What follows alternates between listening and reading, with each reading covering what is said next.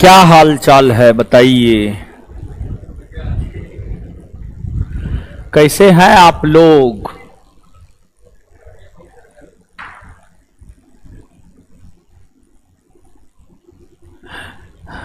धनंजय कुमार लिख रहा है मॉर्निंग सर। अभी मॉर्निंग है कि इवनिंग है।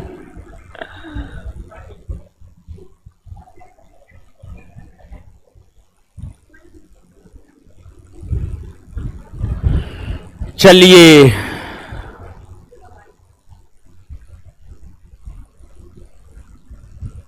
कैसे हैं बाबू लोग। बहुत अच्छे हैं सर।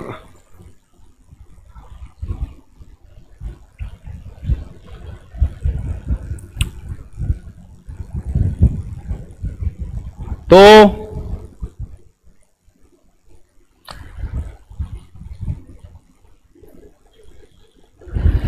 आ जाइए।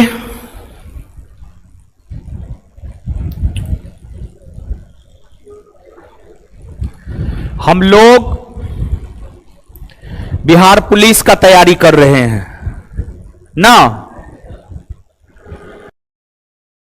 बिहार पुलिस का हम लोग तैयारी कर रहे हैं।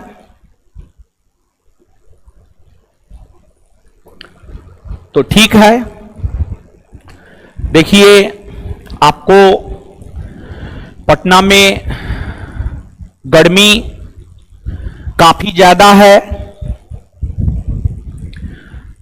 उस गर्मी को लेकर ही पटना डीएम के द्वारा आदेश जारी किया गया है कि 13, 14 और 15 को शैक्षणिक संस्थान बंद रहेंगे। लेकिन उसी कॉस्ट में यह लिखा है कि आप ऑनलाइन क्लास जो है करवाने का मन है करवा लीजिए, नहीं करवाने का मन है मत करवाइए। तो इसी वजह से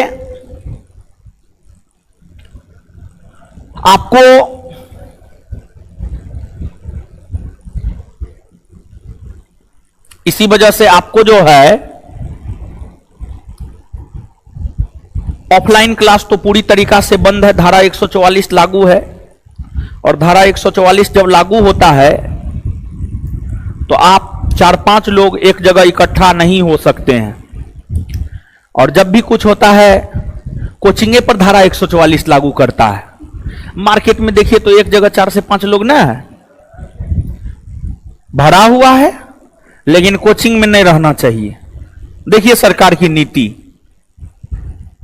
मतलब कोई नहीं चाहता है कि पढ़िए। आप जैसे पढ़िएगा ना तो अपना हक और अधिकार मांगने लगिएगा, समझे। और उसमें भी आज मौलिक अधिकार पढ़ाने वाले हैं।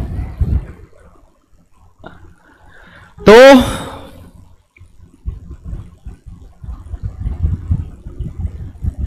आपको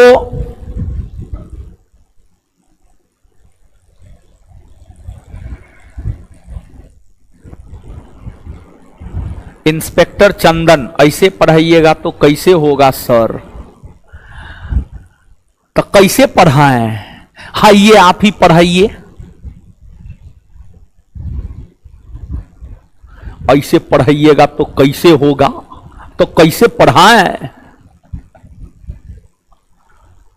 कितना बढ़िया तो चल रहा है, दिक्कत क्या है। दिक्कत है जी कुछ बताइए। इतना बढ़िया से पढ़ा रहे हैं। ये इंस्पेक्टर चंदन को जो है ना भेज दीजिए तो कहीं, समझे।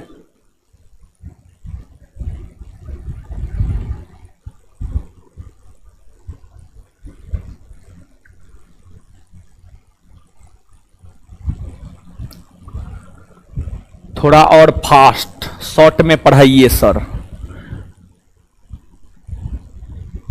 यानी सब अपना अपना राय दे रहा है।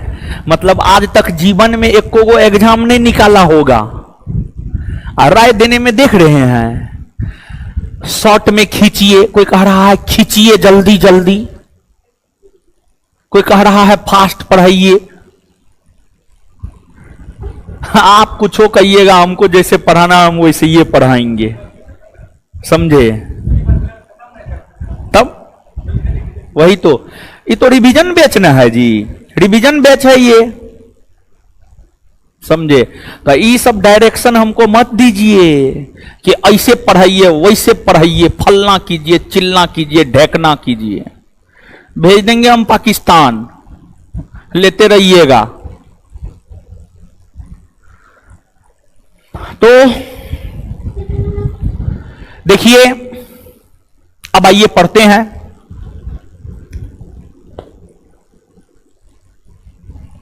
आपको जो है ऑनलाइन क्लास ही होगा अभी। आज तो ऑनलाइन चल ही रहा है, कल भी ऑनलाइन ही चलेगा।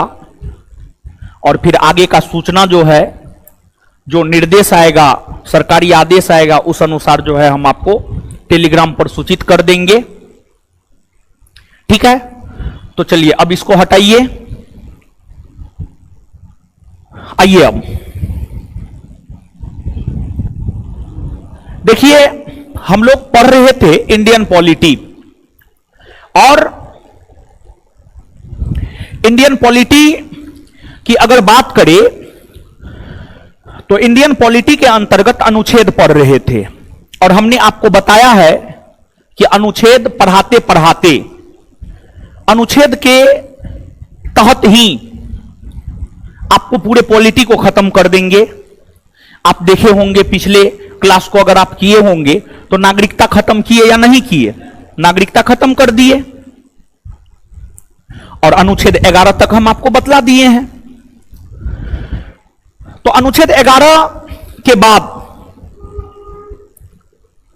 जो अगला अनुच्छेद है वह अनुच्छेद है 12, और अनुच्छेद 12 से मौलिक अधिकार की शुरुआत हो जाती है, और अनुच्छेद 12 से लेकर अनुच्छेद 35 तक मौलिक अधिकार की चर्चा है। तो अब जो हम लोग पढ़ने जा रहे हैं वह आपको मौलिक अधिकार के विषय में पढ़ने जा रहे हैं। मौलिक अधिकार, फंडामेंटल राइट, मौलिक अधिकार। मौलिक अधिकार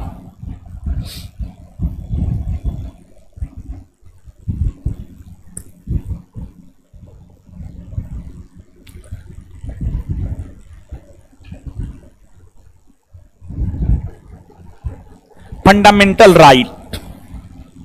राइट्स। इसकी चर्चा अनुच्छेद 12 से अनुच्छेद 35 के बीच में है। इसकी चर्चा अनुच्छेद 12 से अनुच्छेद 35 के बीच में है। तो अनुच्छेद 11 तक तो बता ही दिए हैं, अनुच्छेद 12 से हम लोगों को देखना है, और 12 से मौलिक अधिकार की शुरुआत हो जाती है, 35 तक मौलिक अधिकार है। तो यहां पर हम लोग मौलिक अधिकार को देखेंगे। देखिए, मौलिक अधिकार, मौलिक अधिकार उस अधिकार को कहा जाता है जिसके बिना मानव का जीवन पशुतुल्य हो जाता है। जिसके बिना मानव का जीवन जो है आपको पशुतुल्य हो जाता है। जिसके बिना मानव का जीवन पशुतुल्य हो जाता है।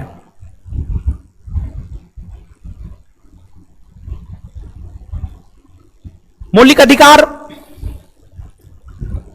की चर्चा भारतीय संविधान के भाग 3 में अनुच्छेद 12 से अनुच्छेद 35 के बीच में है, और भारत के संविधान में जो मौलिक अधिकार संबंधी प्रावधान है, भारत के संविधान में मौलिक अधिकार संबंधी प्रावधान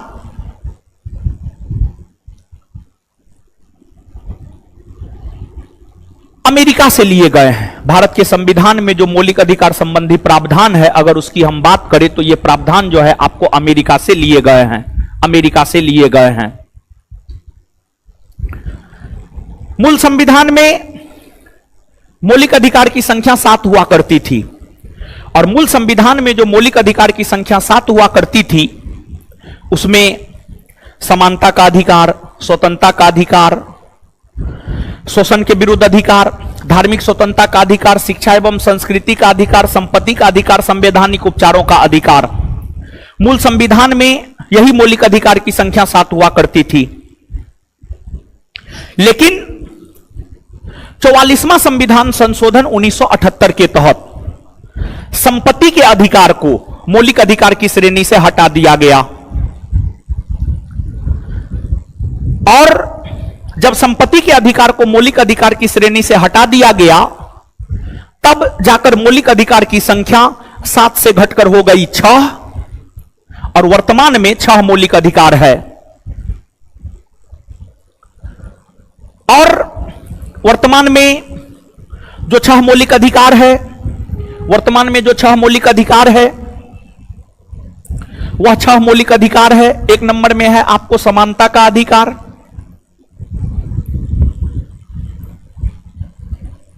समानता का अधिकार। इसकी चर्चा है अनुच्छेद 14 से अनुच्छेद 18, इसकी चर्चा है अनुच्छेद 14 से 18। फिर दूसरा है आपको स्वतंत्रता का अधिकार, दूसरा है आपको स्वतंत्रता का अधिकार। स्वतंत्रता के अधिकार की चर्चा है अनुच्छेद 19 से 22, अनुच्छेद 19 से 22। स्वतंत्रता के अधिकार की चर्चा है अनुच्छेद 19 से 22। फिर तीसरा है आपको शोषण के विरुद्ध अधिकार, शोषण के विरुद्ध अधिकार।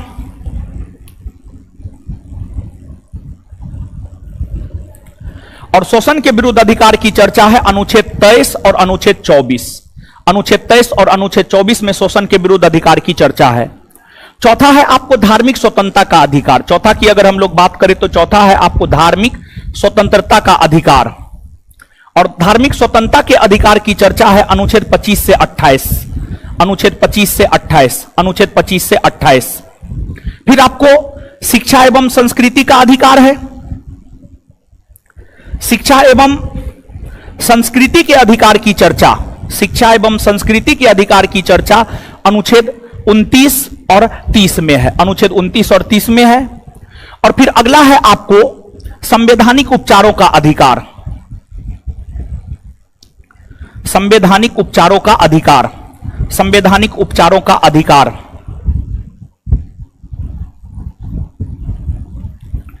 जो संवैधानिक उपचारों के अधिकार की चर्चा है, इसकी चर्चा है अनुच्छेद 32 में, अनुच्छेद 32 में।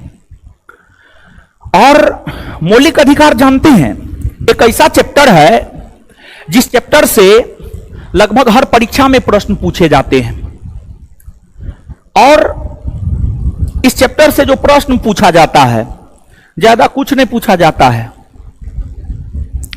बल्कि कौन अनुच्छेद में कौन से प्रावधान है, कौन अनुच्छेद में कौन से प्रावधान है, यह बात जो है पूछा जाता है। जैसे आपको पूछ देगा हमें व्यक्तिगत तौर पर अपने धर्म को मानने का अधिकार कौन अनुच्छेद देता है, अल्पसंख्यक वर्ग के हितों को संरक्षण कौन अनुच्छेद प्रदान करता है, अस्पृश्यता का अंत कौन अनुच्छेद के तहत हुआ है। ये तमाम प्रकार के प्रश्न आपसे पूछा जाता है, ये तमाम प्रकार के प्रश्न जो है आपसे पूछा जाता है, आपसे पूछा जाता है। अब आप देखिएगा मौलिक अधिकार की चर्चा अनुच्छेद 12 से 35। देखिए 12, 13 महत्वपूर्ण नहीं है, लेकिन 14 से लेकर 32 तक महत्वपूर्ण है, कुछ भी पूछ देता है। तो आप सभी ने यहां पर देखा है कि मौलिक अधिकार की संख्या 6 है। 6 में एक मौलिक अधिकार समानता का अधिकार है, और समानता के अधिकार की चर्चा अनुच्छेद 14 से 18 के बीच में है। इन अनुच्छेदों को अगर आप पढ़ेंगे, हर स्तर पर कहीं ना कहीं समानता स्थापित करने की बात की गई है। जैसे अनुच्छेद 14, अनुच्छेद 14 की हम बात करें तो अनुच्छेद 14 में विधि के समक्ष समानता की बात की गई है। अनुच्छेद 14 की अगर हम बात करें तो अनुच्छेद 14 में विधि के समक्ष समानता स्थापित करने की बात की गई है। इसका मतलब है विधि यानी कानून, कानून के समक्ष सभी लोग एक समान होंगे, कानून के समक्ष सभी लोग एक समान होंगे, या कानून के समक्ष सभी लोग एक समान होते हैं। और कानून के समक्ष सभी लोग एक समान होते हैं, कानून के समक्ष सभी लोग एक समान होते हैं। यही तो वजह है कि अगर भ्रष्टाचार बड़ा से बड़ा नेता करता है तो उसको भी जेल जाना पड़ता है, अगर अपराध बड़ा से बड़ा आदमी करता है तो उसको भी जेल जाना पड़ता है, चाहे कॉमन लोग अपराध करे या बड़े लोग अपराध करे, अगर अपराध सिद्ध हो गया, साबित हो गया, तो जेल जाना पड़ता है, सजा उन्हें मिलती है। तो अनुच्छेद 14 में विधि के समक्ष समानता स्थापित करने की बात की गई है। विधि के समक्ष समानता स्थापित करने की बात की गई है। फिर अनुच्छेद 15, देखिए हमारे समाज में जो भेदभाव होता है, हमारे समाज में धर्म के आधार पर भेदभाव होता है, लिंग के आधार पर, यानी मेल है फीमेल है, उस आधार पर भेदभाव होता है। हमारे समाज में जन्म स्थान के आधार पर भेदभाव होता है। तो जो समाज में धर्म, लिंग, वंश, जाति, जन्म स्थान, इन आधारों पर भेदभाव होता है, इन भेदभावों पर प्रतिषेध लगाकर, रोक लगाकर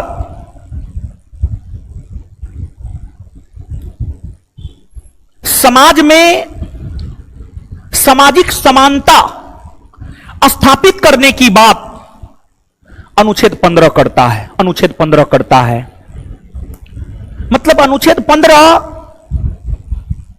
यह प्रावधान करता है कि समाज में सभी लोग एक समान है। समाज में सभी लोग एक समान है, महिला हो, पुरुष हो, हिंदू हो, मुसलमान हो,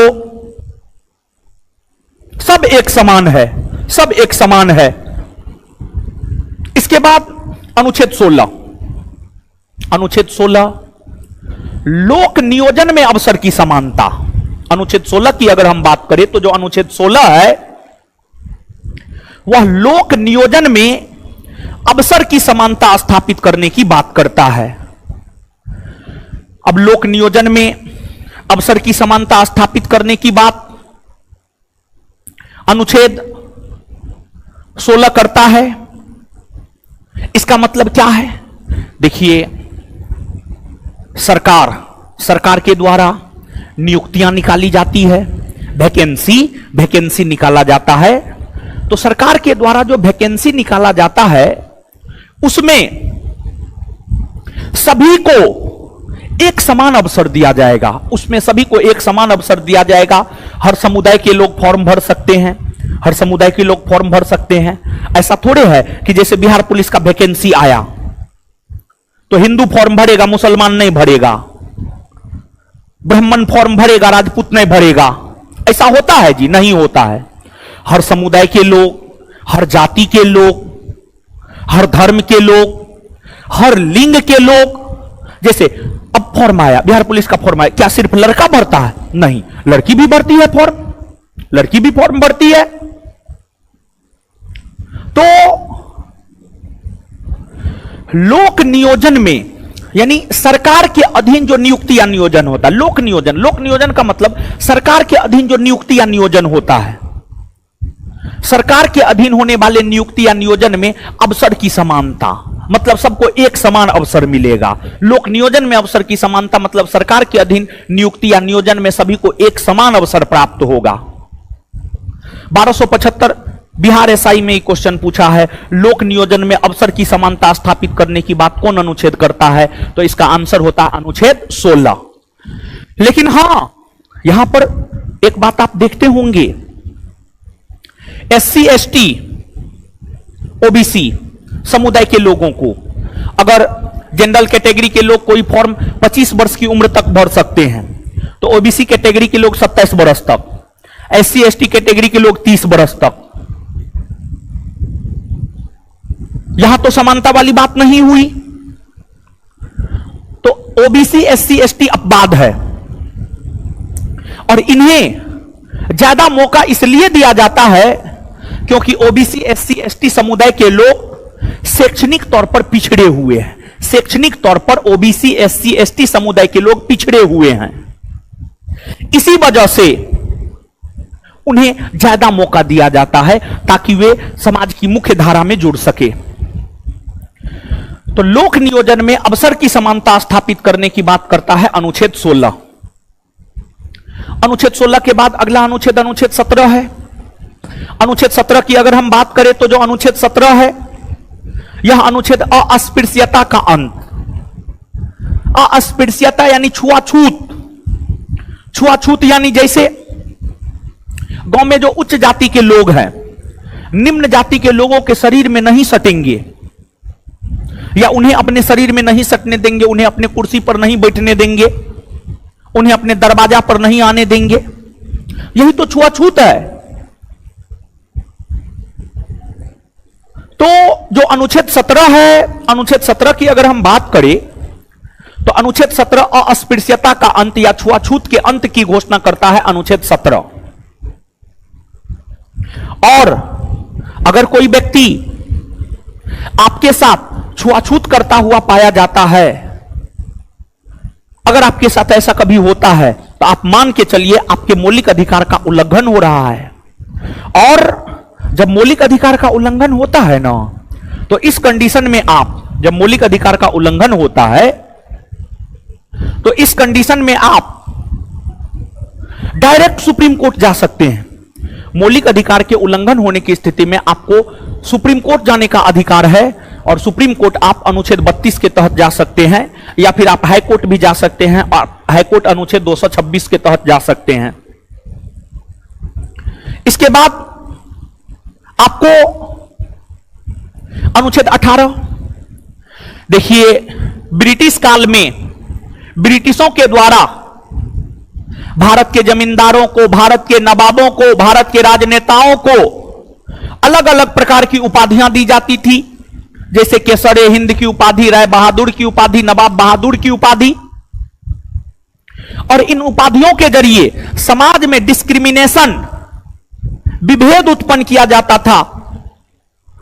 तो जब संविधान भारत का बनने लगा तो उसमें अनुच्छेद 18 में उपाधियों के अंत की घोषणा की गई और कहा गया कि कोई भी व्यक्ति किसी भी प्रकार का उपाधि धारण नहीं करेगा, लेकिन विद्या, एजुकेशन और सेना संबंधी उपाधि, एजुकेशन और सेना संबंधी उपाधि आप धारण कर सकते हैं, उसके अलावे अन्य उपाधियां आप धारण नहीं कर सकते हैं।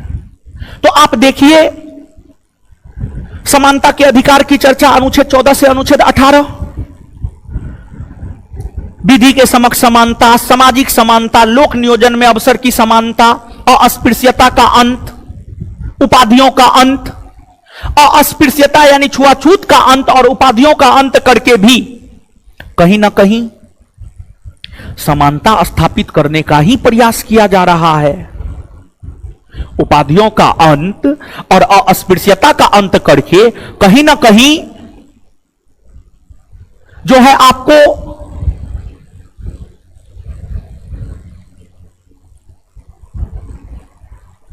समानता स्थापित करने का ही प्रयास किया जा रहा है। तो यही है अनुच्छेद 14 से अनुच्छेद 18। समझ में आया? ज्यादा कुछ नहीं, बस इतना याद रखना है आपको। कमेंट दीजिए यहां पर, फटाफट लोग जवाब दीजिए। तो बताइए, पेन का कलर चेंज करवाइए। व्हाइट नहीं दिखाई देता है क्या बोर्ड पे? दिखता है ना, दिखाइए तो।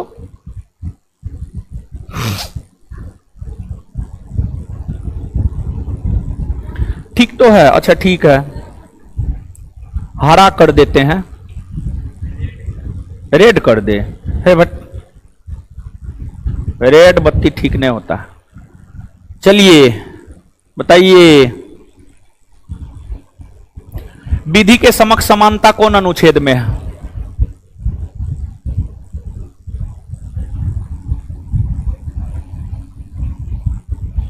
जवाब दीजिए, ब्लैक रेड छोड़िए। अनुच्छेद 14। बहुत बढ़िया। एगो लड़का तो बोल रहा है अनुच्छेद 1। चलिए बहुत बढ़िया, सब लोग जवाब दे रहे हैं। इसके बाद आगे बताइएगा, समाज में लिंग, जन्म स्थान, धर्म इत्यादि आधार पर भेदभाव को निषेध करने की बात कौन अनुच्छेद करता है? अनुच्छेद 15। ठीक है। लोक नियोजन में अवसर की समानता स्थापित करने की बात कौन अनुच्छेद करता है? 16। अस्पृश्यता का अंत 17, उपाधियों का अंत 18। चलिए ठीक है। अब आगे आप आ जाइए। स्वतंत्रता का अधिकार। स्वतंत्रता के अधिकार की अगर हम बात करें तो स्वतंत्रता के अधिकार की चर्चा अनुच्छेद 19 से 22 के बीच में है। स्वतंत्रता के अधिकार की चर्चा अनुच्छेद 19 से 22 के बीच में है। अनुच्छेद 19 से 22 के बीच में है। और जो स्वतंत्रता का अधिकार है इसमें सबसे पहले अनुच्छेद 19। अनुच्छेद 19 की अगर हम बात करें तो इसमें व्यक्तिगत स्वतंत्रता स्थापित करने की बात की गई है। अनुच्छेद 19 में जो व्यक्तिगत स्तर पर स्वतंत्रता स्थापित करने की बात की गई है, इसमें व्यक्तिगत तौर पर 6 प्रकार की स्वतंत्रता के प्रावधान किए गए हैं। पहला अनुच्छेद है अनुच्छेद 19 के 1 का क या ए।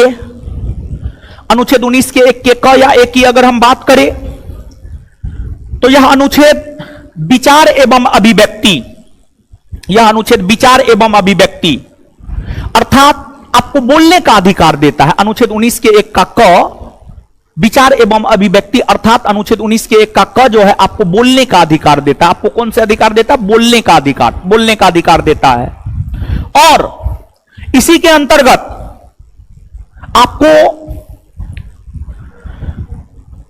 चुप रहने का भी अधिकार है। आपको अनुच्छेद 19 के 1 का क झंडा फहराने का अधिकार देता है। अनुच्छेद 19 के 1 का क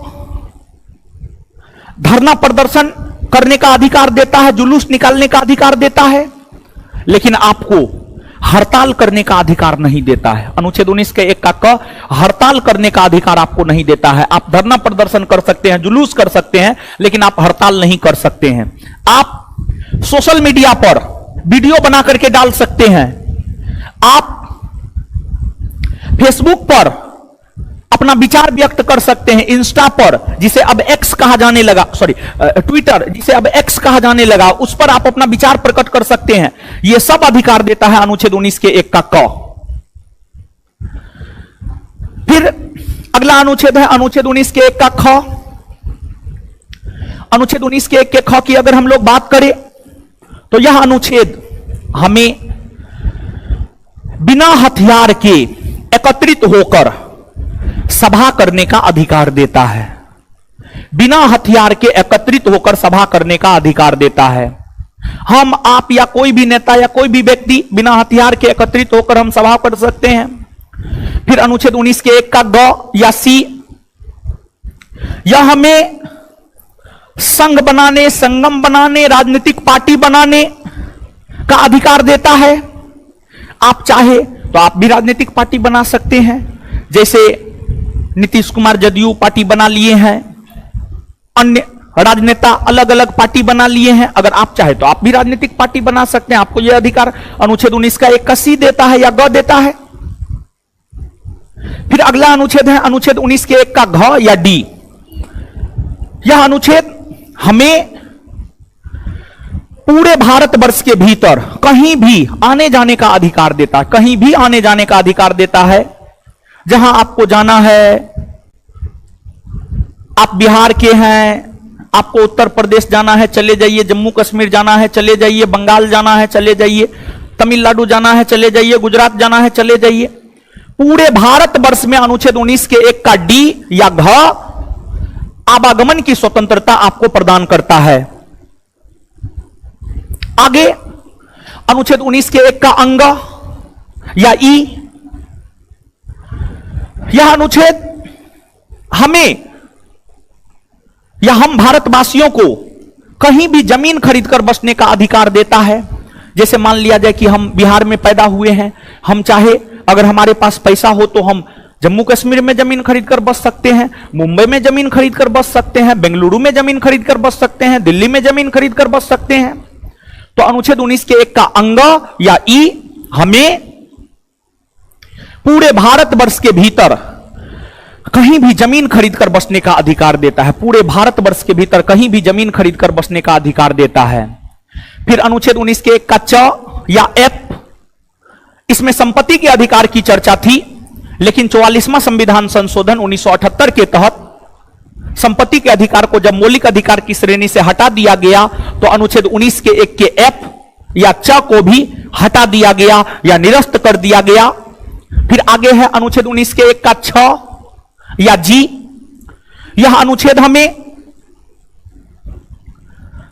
हमें कोई भी व्यवसाय करने का अधिकार देता है। यह अनुच्छेद हमें अपना आजीविका चलाने हेतु, मतलब अपना पेट चलाने हेतु कोई भी व्यवसाय करने का अधिकार अनुच्छेद 19 का 1 का जी देता है। अनुच्छेद 19 के 1 का जी देता है। लेकिन ध्यान रहे कि आप वैसा व्यवसाय नहीं कर सकते हैं जो सरकार द्वारा प्रतिबंधित हो। जैसे गांजा का व्यापार सरकार द्वारा प्रतिबंधित है, आप नहीं कर सकते हैं। बिहार में शराब बंदी कानून लागू है, बिहार में आप शराब का व्यापार नहीं कर सकते हैं। तो देख रहे हैं अनुच्छेद 19, आप गौर कीजिएगा कितने सारे अधिकार अनुच्छेद 19 हमें देते हैं, अनुच्छेद 19 हमें बोलने का अधिकार, सभा करने का अधिकार, संघ बनाने का अधिकार, भारत में कहीं भी आने जाने का अधिकार, भारत में जमीन खरीद कर कहीं भी बसने का अधिकार, अपना पेट चलाने हेतु कोई भी व्यवसाय करने का अधिकार। ये तमाम ऐसे अधिकार है जो हमें अनुच्छेद 19 प्रदान करता है। ये तमाम ऐसे अधिकार है जो हमें अनुच्छेद 19 प्रदान करता है, याद रखिएगा। पूछा जाता है, अगर आप क्लाउज में चीजों को याद नहीं रख सकते हैं तो सीधे तौर पर तो चीजों को आपको निश्चित तौर पर याद रखना ही पड़ेगा। ऐसे क्लाउज में ही याद रखने का प्रयास कीजिएगा। आइए हम लोग याद करते हैं। जहां भी हैं, जिस भी रूप में हैं, सो रहे हैं या जो भी कर रहे हैं, बोलिए, मुंह से आवाज निकालिए। विचार एवं अभिव्यक्ति का अधिकार कौन अनुच्छेद 19 के 1 का क या ए। विचार एवं अभिव्यक्ति का अधिकार 19 के 1 का क या ए। आगे, झंडा फहराने का अधिकार कौन अनुच्छेद देता है 19 के 1 का क, अनुच्छेद 19 के 1 का क। आगे, धरना प्रदर्शन जुलूस करने का अधिकार कौन अनुच्छेद देता है 19 के 1 का क, अनुच्छेद 19 के 1 का क। आगे, बिना हथियार के एकत्रित होकर के सभा करने का अधिकार कौन अनुच्छेद देता है 19 के 1 का ख या बी। संघ, संगम या पार्टी बनाने का अधिकार कौन अनुच्छेद देता है 19 के 1 का ग या सी। पूरे भारतवर्ष के भीतर कहीं भी आने जाने का अधिकार कौन सा अनुच्छेद देता है 19 के 1 का घ या डी। कहीं भी जमीन खरीद कर बसने का अधिकार कौन अनुच्छेद देता है 19 के 1 का अंग या ई। आजीविका चलाने हेतु कोई भी व्यवसाय करने का अधिकार कौन सा अनुच्छेद देता है 19 के 1 का छ या जी। क्लियर है, समझ में आ गया ऑनलाइन वाले लोग? ठीक है ना, जवाब दे रहा है ना जी? हाँ, कमेंट देखते रहो। हाँ, गुड्डी कुमारी, दिलखुश कुमार, जीतू कुमार, गौतम गुप्ता, ओम प्रकाश कुमार, रिंकी, अंशु, बबली, बहुत बढ़िया। चलिए अब हटा दीजिए। अब आइए, अब अनुच्छेद 19 के बाद अगला अनुच्छेद है अनुच्छेद 20। अनुच्छेद 20 क्या कहता है, इसको आप समझिएगा। देखिए, अनुच्छेद 20 की अगर हम बात करें तो इसमें दोष सिद्धि के विरुद्ध संरक्षण अनुच्छेद 20 की अगर हम बात करें तो अनुच्छेद 20 में दोष सिद्धि के विरुद्ध संरक्षण की बात अनुच्छेद 20 में की गई है। अनुच्छेद 20 में दोष सिद्धि के विरुद्ध संरक्षण की बात की गई है। इसका क्या मतलब है? देखिए, मान लिया जाए कि आपने कोई अपराध किया, आपने कोई अपराध किया और आप पर उस अपराध का दोष साबित हो गया। मान लिया जाए कि आपने कोई अपराध किया, आप पर उस अपराध का दोष साबित हो गया, आप दोषी हो गए। भारत का संविधान इतना लचीला है कि दोषी व्यक्ति को भी कुछ संरक्षण भारत का संविधान देता है। मतलब जैसे मान लिया जाए कि हम किसी का मर्डर कर दिए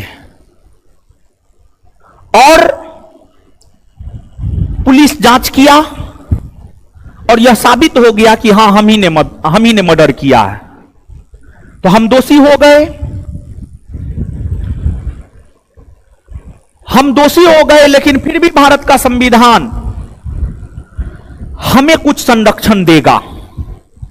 दोषी व्यक्ति को भारत का संविधान जो संरक्षण देता है उसी को किताबी भाषा में दोष सिद्धि के विरुद्ध संरक्षण कहा गया है।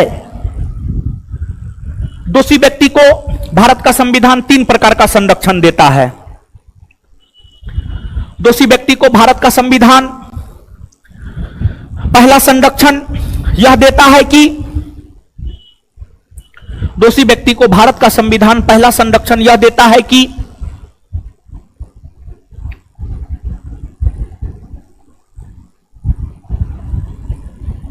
एक अपराध के लिए सिर्फ एक बार सजा दिया जाएगा।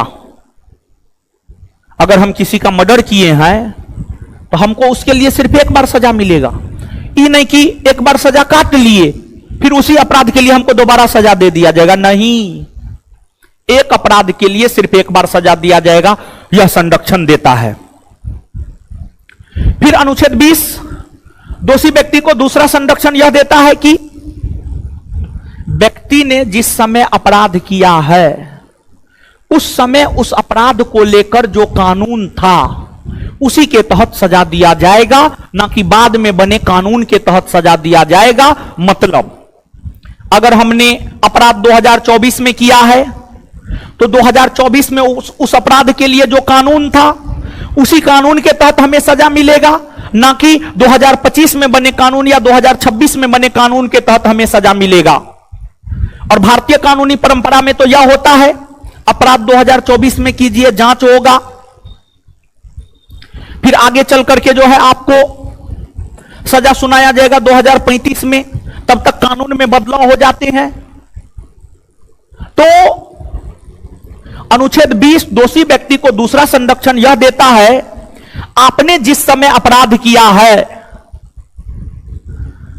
उस समय उस अपराध के लिए जो सजा का प्रावधान था वही सजा आपको मिलेगा। फिर अनुच्छेद 20 दोषी व्यक्ति को तीसरा संरक्षण यह देता है कि स्वयं के खिलाफ गवाही देने के लिए बाध्य नहीं किया जा सकता है। मतलब इसका यह है कि जैसे हमने चाकू मारकर किसी की हत्या किया है तो हमसे अपोजिट का वकील हमसे गवाही नहीं ले सकता है कि आपने चाकू मारकर किया है, आपने क्या किया है, गला दबाकर किया है, कि आपने पंखा पर लटका कर किया है, कि आपने गोली मारकर किया है। यानी हमने कैसे अपराध किया है हम अपने खिलाफ गवाही नहीं दे सकते। हम हमेशा अपना बचाव करेंगे। हम कहेंगे ना, हम अपराध करबे नहीं किए हैं, हमको चाकू चलाना ही नहीं होता है। तो अपराधी आप देखते होंगे हमेशा अपना बचाव करता है। और अगर विपक्ष के वकील जबरदस्ती दोषी व्यक्ति से सच उगलवाने का प्रयास करता है तो दोषी व्यक्ति के तरफ से जो वकील होता है तुरंत रोकता है। आप नहीं देखते हैं, सिनेमा सब में देखते होंगे, सिनेमा सब में यह चीज आपको देखने को मिलेगा कि अगर दोषी व्यक्ति से अपोजिट वकील निकलवाना चाहता है कोई बात, कोई सच, तो उसका वकील तुरंत विरोध करता है, नहीं नहीं नहीं नहीं नहीं, गवाह से गवाही लीजिए, आप इनसे काहे गवाही लीजिएगा। तो अनुच्छेद 20 यही तीन प्रकार का संरक्षण दोषी व्यक्ति को प्रदान करता है। तो दोष सिद्धि के विरुद्ध संरक्षण की बात कौन अनुच्छेद करता है? अनुच्छेद 20। दोष सिद्धि के विरुद्ध संरक्षण की बात कौन अनुच्छेद करता है? अनुच्छेद 20। याद हुआ ये बात? चलिए ठीक है। अनुच्छेद 20 के बाद अगला अनुच्छेद है अनुच्छेद 21। अनुच्छेद 21 की अगर हम बात करें तो जो अनुच्छेद 21 है,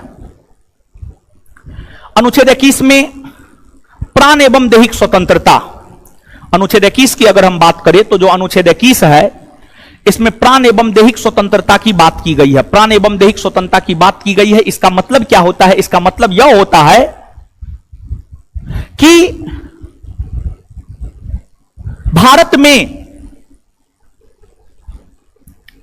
भारत का संविधान हर व्यक्ति को सम्मान के साथ, हर व्यक्ति को सम्मान के साथ, गरिमा के साथ जीवन जीने का अधिकार देता है, वो भी स्वतंत्रता पूर्वक।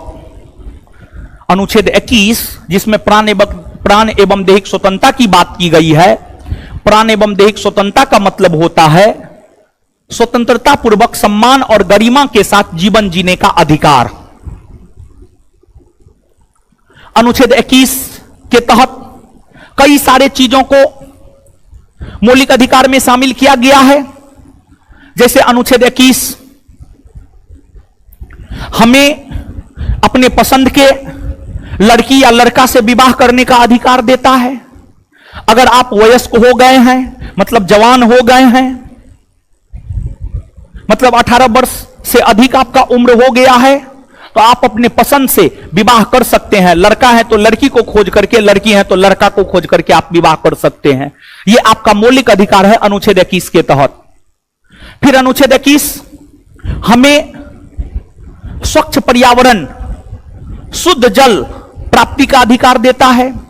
फिर अनुच्छेद 21 महिलाओं के सम्मान की बात करता है, महिलाओं का सम्मान होना चाहिए। फिर अनुच्छेद 21 विदेश जाने का अधिकार हमें देता है। फिर अनुच्छेद 21 निजता के अधिकार को, राइट टू प्राइवेसी, निजता के अधिकार अनुच्छेद 21 के तहत मौलिक अधिकार के अंतर्गत आते हैं। तो ये तमाम ऐसे प्रावधान हैं जो अनुच्छेद 21 के तहत मौलिक अधिकार के अंतर्गत आते हैं। अनुच्छेद 21 के बाद अगला अनुच्छेद है अनुच्छेद 21 का क। अनुच्छेद 21 के क की अगर हम बात करें तो जो अनुच्छेद 21 का क है यह मूल संविधान में नहीं था। 86वां संविधान संशोधन के तहत अनुच्छेद 21 के क को संविधान में शामिल किया गया और अनुच्छेद 21 के क के तहत शिक्षा के अधिकार को मौलिक अधिकार का दर्जा दिया गया। अनुच्छेद 21 के क के तहत जो है शिक्षा के अधिकार को मौलिक अधिकार का दर्जा दिया गया। और अनुच्छेद 21 के क में यह प्रावधान किया गया, अनुच्छेद 21 के क में यह प्रावधान किया गया कि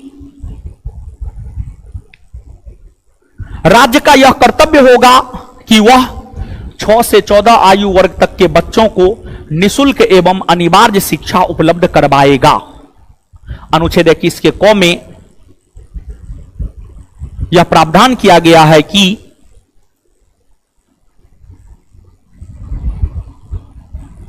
राज्य का यह कर्तव्य होगा कि वह 6 से 14 आयु वर्ग तक के बच्चों को निःशुल्क एवं अनिवार्य शिक्षा उपलब्ध करवाएगा।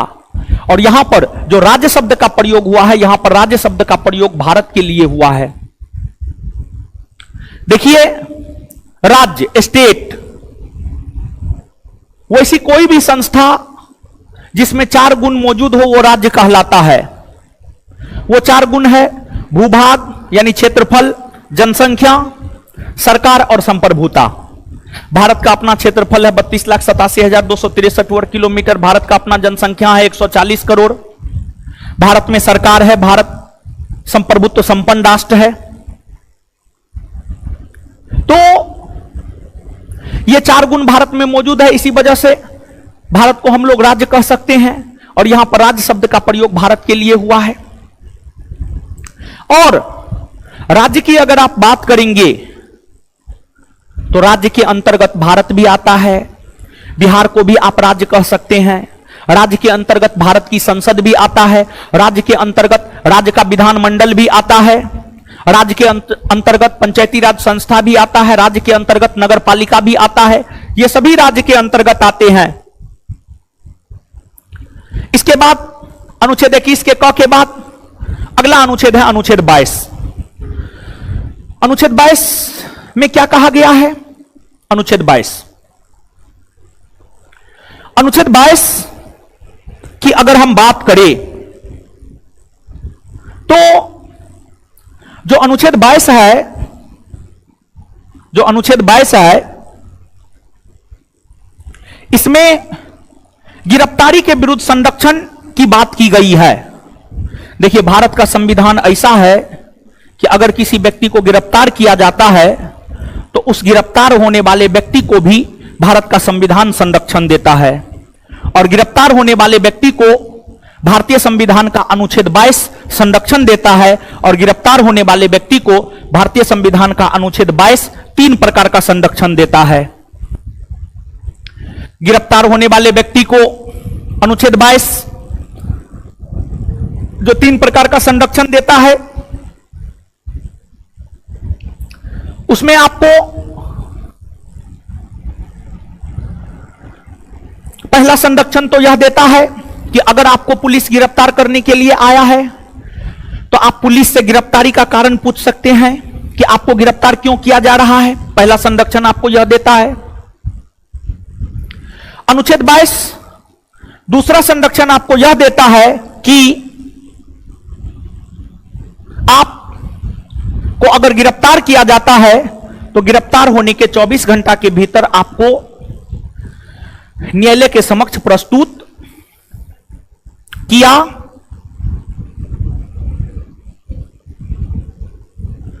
जाए। गिरफ्तार करने के 24 घंटा के भीतर न्यायालय के समक्ष आपको प्रस्तुत किया जाए, यह आपको संरक्षण देता है। अगर ऐसा ना होता, पुलिस जो गिरफ्तार करके ले जाता हाजत में बंद करता है, हाजत में बंद करके 48 घंटा 72 घंटा तक कूटता। लेकिन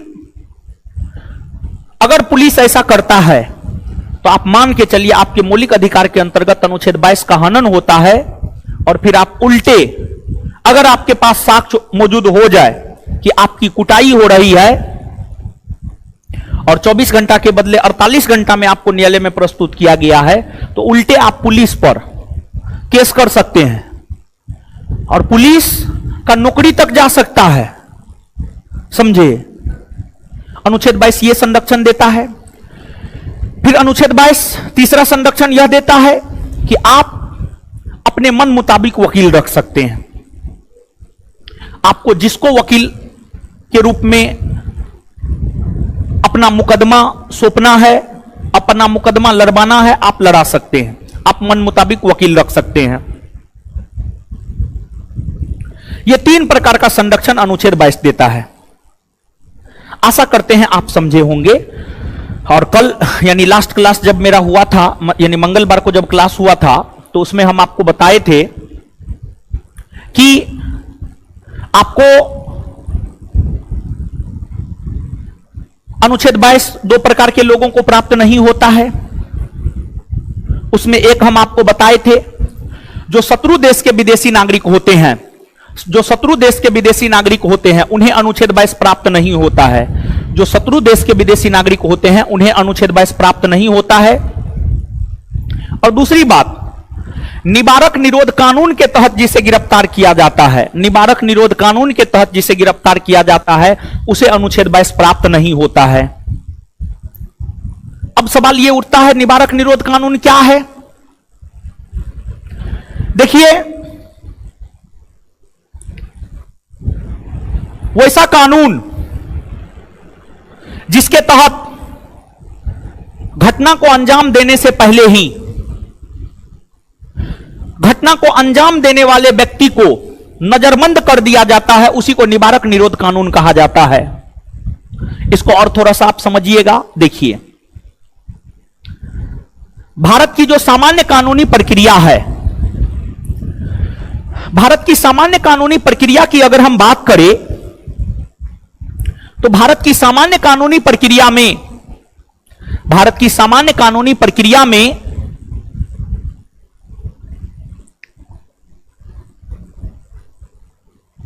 जब आप किसी घटना को अंजाम देते हैं तब आपको पुलिस गिरफ्तार करता है, लेकिन भारतीय संविधान के अनुच्छेद 22 में ही निवारक निरोध कानून का विवरण है। निवारक निरोध कानून को संविधान की बुराई बतलाई गई है और निवारक निरोध कानून की तुलना रॉलेट एक्ट से की गई है। निवारक निरोध कानून एक ऐसा कानून है जिस कानून के तहत घटना को अंजाम देने से पहले ही आपको नजरबंद कर दिया जा सकता है ताकि आप घटना को अंजाम ना दे सके। और निवारक निरोध कानून के तहत अगर किसी व्यक्ति को गिरफ्तार किया जाता है या नजरबंद किया जाता है तो उसे अधिकतम 3 माह तक नजरबंद रखा जा सकता है। जैसे एग्जाम्पल के तौर पर आप समझिए, जम्मू कश्मीर से जब अनुच्छेद 370 समाप्त होने थे, जम्मू कश्मीर से जब अनुच्छेद 370 समाप्त होने थे तो जम्मू कश्मीर के जो लोकल नेता थे, महबूबा मुफ्ती या अन्य जो भी लोकल नेता थे, उन सभी को अपने ही घर में नजरबंद कर दिया गया ताकि ये लोग बाहर आकर मीडिया में आकर उलुल जुलुल बयानबाजी ना करे। और अगर उलुल जुलुल बयानबाजी करेगा या करेंगी तो हो सकता है दंगा भड़क जाए। तो अनुच्छेद 370 समाप्ति होने के दौरान खून की नदियां ना बहे, दंगा ना भड़के, हिंसा ना हो, इसी को लेकर जम्मू कश्मीर के जो लोकल नेता सब थे, जो बीजेपी के विरोधी थे, उन सभी को नजरबंद कर दिया गया। उन सभी को नजरबंद जिस कानून के तहत किया गया वही तो निवारक निरोध कानून है। निवारक निरोध कानून रासुका, पोटा, टाडा, मीसा, ये सब निवारक निरोध कानून है। ये सब निवारक निरोध कानून है। ये हो गया आपको स्वतंत्रता की बात, अनुच्छेद 19 से अनुच्छेद 22। इसके बाद जो तीसरा मौलिक अधिकार है वह है आपको शोषण के विरुद्ध अधिकार। जो तीसरा मौलिक अधिकार है वह है आपको क्या? शोषण के विरुद्ध अधिकार। समझ रहे हैं ना? आए नहीं ना? ऐसे जा रहा है ना? हाँ, समझे? ना ऐसे जाए, ऐसे ना जाए, ऐसे जाए, समझे? चलिए, शोषण के विरुद्ध अधिकार देखिए, अनुच्छेद 23 और अनुच्छेद 24 हमें शोषण से बचाता है। अनुच्छेद 23 और अनुच्छेद 24 हमें शोषण से बचाता है। शोषण से बचाता है। कैसे अनुच्छेद 23 और अनुच्छेद 24 हमें शोषण से बचाता है? कैसे अनुच्छेद 23 और अनुच्छेद 24 हमें शोषण से बचाता है, समझिएगा आप। देखिए, अनुच्छेद 23 मानव के दुर्व्यापार और बलात्सरम, मानव के दुर्व्यापार और बलात्सरम पर प्रतिषेध अर्थात रोक लगाने का काम अनुच्छेद 23 करता है। मानव के दुर्व्यापार मतलब मानव का गलत तरीका से व्यापार। मानव का व्यापार आज भी होता है। लड़कियों का व्यापार विशेष तौर पर होता है। हमारे समाज में जो वेश्यावृत्ति की प्रथा प्रचलित है, उस वेश्यावृत्ति की प्रथा को आगे बढ़ाने के लिए लड़की का व्यापार होता है। और मान लिया जाए कि कोई किसी को खरीदता है, तो उसके साथ अच्छा व्यवहार करेगा?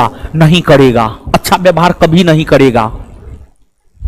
तो अगर मानव का खरीद बिक्री होता है तो इस कंडीशन में जो जिसको खरीदा है उसके साथ सही व्यवहार नहीं करेगा। इसके बाद बलात्सरम। बलात्सरम यानी बेगारी प्रथा। बेगारी प्रथा यानी काम करा लिए, मजदूरी नहीं दिए।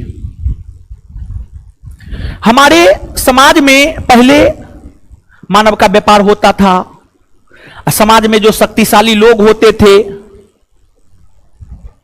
गरीब गुरबा से काम करवा लेता था, मजदूरी नहीं देता था।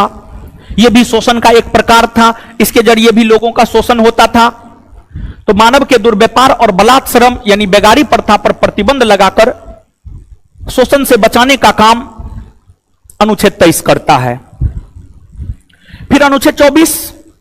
अनुच्छेद 24 की अगर हम बात करें तो जो भारतीय संविधान का अनुच्छेद 24 है, अनुच्छेद 24 यह कहता है कि 14 वर्ष से कम उम्र के बालक को खान, कारखाना या किसी भी खतरनाक काम में शामिल ना किया जाए। किसी भी काम में शामिल ना किया जाए। अगर मान लिया जाए 14 वर्ष से कम उम्र का बालक काम करता है तो फिर होगा क्या? उन्हें जो अनुच्छेद 21 का शिक्षा प्राप्त करने का अधिकार देता है उसका उल्लंघन हो जाएगा। तो अनुच्छेद 24 कहीं ना कहीं बच्चों को शोषण से बचाने का काम करता है। बच्चों को शोषण से बचाने का काम करता है। और अनुच्छेद 24 को प्रासंगिक बनाने के लिए ही, अनुच्छेद 24 को प्रासंगिक बनाने के लिए ही जो है आपको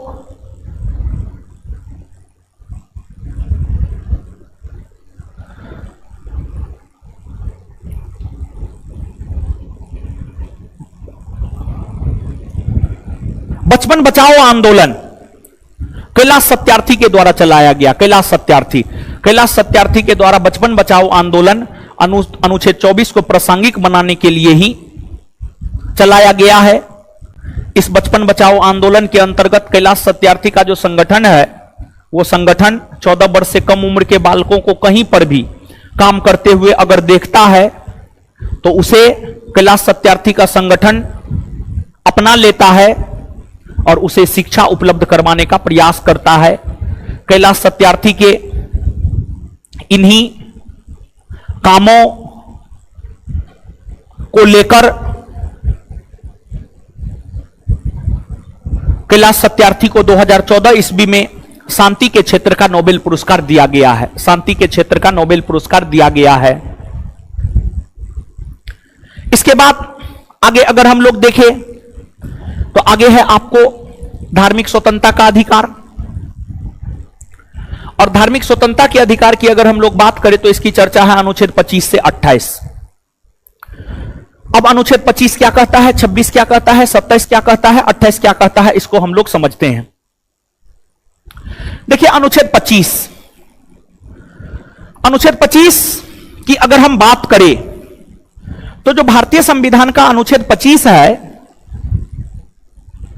यह अनुच्छेद हमें अपने धर्म को मानने का अधिकार देता है, उसके अनुरूप आचरण करने का अधिकार देता है और अपने धर्म के प्रचार करने का अधिकार देता है। अगर हम हिंदू हैं तो हमें सनातन धर्म को मानने का अधिकार अनुच्छेद 25 देता है, हिंदू के अनुरूप आचरण करने का अधिकार देता है, हिंदू मंदिर में जाकर पूजा अर्चना कर सकता है, शीश नवा सकता है। फिर आप हिंदू हैं तो आप हिंदू धर्म का प्रचार प्रसार कर सकते हैं। जो बाबा बागेश्वर महाराज है वो एक प्रकार से कहिए हिंदू धर्म का प्रचार प्रसार ही कर रहा है। फिर आप जो मंदिर में जाकर पूजा करते हैं ये सब अनुच्छेद 25 के कारण ही आप कर पाते हैं। फिर अनुच्छेद 26 धार्मिक कार्यों के प्रबंधन की बात करता है।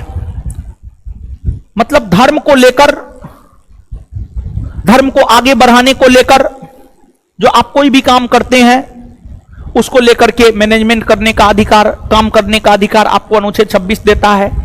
फिर अनुच्छेद 27 यह कहता है कि किसी भी धर्म के वृद्धि या पोषण में अगर आप खर्च कर रहे हैं तो आपको उस पर टैक्स नहीं देना पड़ेगा।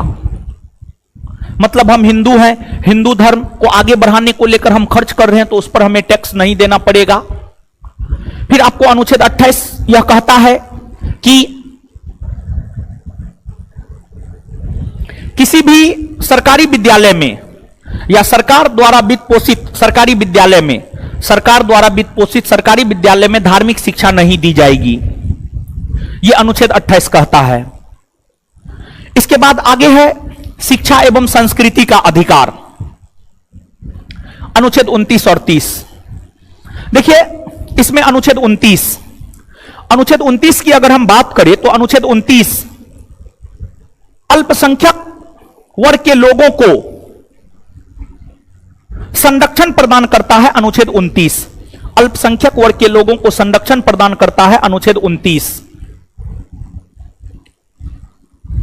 देखिए भारत की अगर आप बात करेंगे तो भारत एक पंथ निरपेक्ष राष्ट्र है। भारत में हिंदू, मुसलमान, सिख, ईसाई, बौद्ध, जैन, पारसी सब रहते हैं।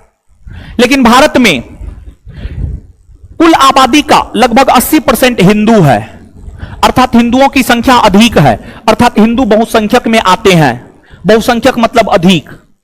हिंदू के अलावे मुस्लिम, सिख, ईसाई, बौद्ध, जैन, पारसी ये सभी अल्पसंख्यक में आते हैं। तो भारत में जो मुस्लिम, सिख, ईसाई, बौद्ध, जैन, पारसी अल्पसंख्यक में आते हैं, इन अल्पसंख्यक वर्ग के लोगों को अपना भाषा, अपनी लिपि, अपनी संस्कृति बचाकर रखने का अधिकार अनुच्छेद 29 देता है। यानी मुसलमानों की जो अपनी संस्कृति है, उनकी जो अपनी भाषा है, उनकी जो अपनी लिपि है, उन्हें बचाकर रखने का अधिकार अनुच्छेद 29 देता है।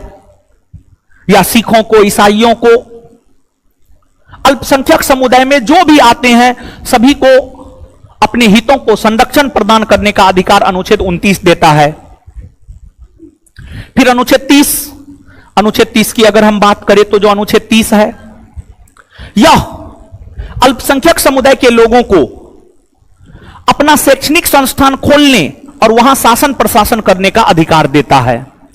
अल्पसंख्यक समुदाय के लोग, मुस्लिम समुदाय के लोग या सिख समुदाय के लोग, ईसाई समुदाय के लोग अपना शैक्षणिक संस्थान, अपना विद्यालय खोल सकता है और वहां शासन प्रशासन भी कर सकता है।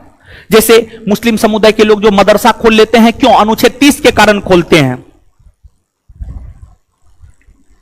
तो अनुच्छेद 29 में अल्पसंख्यक वर्गों के हितों के संरक्षण की बात की गई है और अनुच्छेद 30 में अल्पसंख्यक समुदाय के लोगों को अपने मन मुताबिक शैक्षणिक संस्थान खोलने और वहां शासन प्रशासन करने का अधिकार देता है।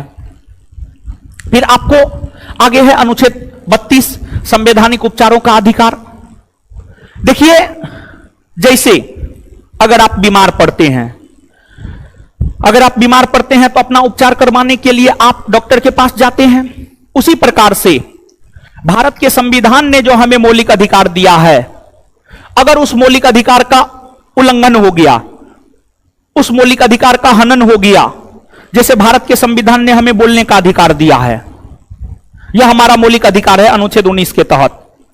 अगर हमसे भारत की सरकार बोलने का अधिकार छीन लेता है तो मतलब हमारा मौलिक अधिकार का हनन हुआ।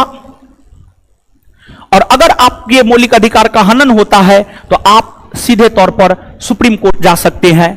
तो अनुच्छेद 32 यही संवैधानिक उपचारों का अधिकार, यानी संवैधानिक उपचार यानी संविधान ने जो आपको अधिकार दिया है, संविधान ने जो आपको मौलिक अधिकार दिया है, और संविधान के भाग 3 में मौलिक अधिकार है, संविधान के भाग 3 में जो आपको मौलिक अधिकार प्राप्त है, अगर उसका हनन होता है तो उसका उपचार करवाने के लिए आप सुप्रीम कोर्ट जा सकते हैं। यह बात कहता है अनुच्छेद 32। डॉक्टर भीमराव अंबेडकर से पूछा गया कि उनके अनुसार संविधान का सबसे महत्वपूर्ण अनुच्छेद कौन है, तो डॉक्टर भीमराव अंबेडकर ने स्पष्ट शब्दों में यह कहा कि उनके अनुसार संविधान का सबसे महत्वपूर्ण अनुच्छेद है अनुच्छेद 32 और डॉक्टर भीमराव अंबेडकर ने अनुच्छेद 32 को संविधान का आत्मा एवं हृदय कहा। अनुच्छेद 32 को संविधान का आत्मा एवं हृदय कहा है। और अगर आपके मौलिक अधिकार का हनन होता है, आप सुप्रीम कोर्ट जाते हैं, तो सुप्रीम कोर्ट आपको लेकर के 5 प्रकार का रीट जारी कर सकता है। बंदी, प्रत्यक्षीकरण, परमादेश, अधिकार परीक्षा लेख, उत्प्रेषण, प्रतिषेध लेख, रीट जारी कर सकता है सुप्रीम कोर्ट। तो मौलिक अधिकार से संबंधित जो अनुच्छेद है, सारा महत्वपूर्ण अनुच्छेद हम आपको क्लियर कर दिए हैं। और बार बार हम बोल रहे हैं, जब मौलिक अधिकार हम शुरू किए थे तब पर भी हम आपको बोले थे, और पुनः अभी खत्म किए हैं तब पर भी हम बोल रहे हैं, मौलिक अधिकार के अनुच्छेद के संदर्भ में अनुच्छेद 14 से 32 तक किसमें क्या है याद रखना बहुत ही ज्यादा जरूरी है। समझे रउआ लोग? समझ गए? अब रीट को अब हम लोग समझते हैं। बंदी प्रत्यक्षीकरण रीट क्या है, प्रतिषेध रीट क्या है, परमादेश रीट क्या है, इन चीजों को आगे हम लोग समझेंगे। समझ गए? तो आपको जो है पीडीएफ नहीं दे रहे हैं। पीडीएफ क्यों नहीं दे रहे हैं? एक तो इससे पहले ये जो बैच है बिहार पुलिस बैच, इसमें पहले तो पीडीएफ हम दिए हुए थे। उस पीडीएफ से आप चीजों का रिवीजन कीजिए। दूसरा, अगर आप संस्थान में पॉलिटी पढ़े हैं, संस्थान का नोट लेकर के आप रिवीजन कीजिए। तीसरा, अगर आप नहीं पढ़े हैं तो कोई भी एक बुक उठा करके आप रिवीजन कीजिए। लुसेंट, क्राउन, घटना चक्र, कोई भी एक बुक उठा करके जो है आप अपना रिवीजन कीजिए। इसमें पीडीएफ देने का क्या जरूरत है? समझ गए? तो यही है, आज के लिए इतना ही रहने दीजिए। आशा करते हैं आप लोग समझे होंगे। आज के लिए इतना रहने दीजिए, इससे आगे हम लोग मिलेंगे कल भी तो मेरा ही क्लास है और कल भी आपका ऑनलाइन ही क्लास है। कल मिलते हैं, ठीक है? धन्यवाद सभी लोगों का। मिलते हैं अगले क्लास में।